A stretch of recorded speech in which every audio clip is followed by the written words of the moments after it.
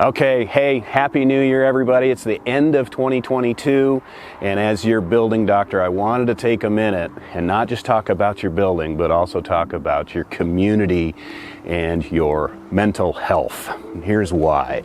In the past week or so, we've just felt, as a service business, we've felt some more stress.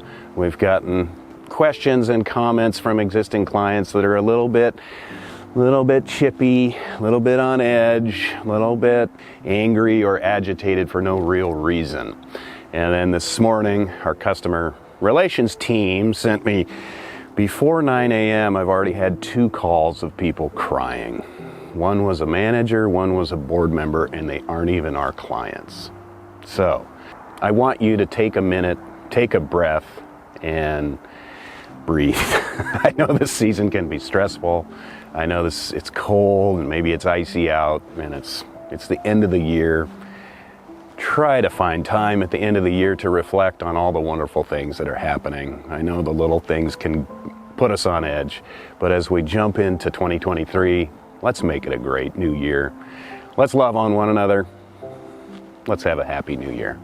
Thanks.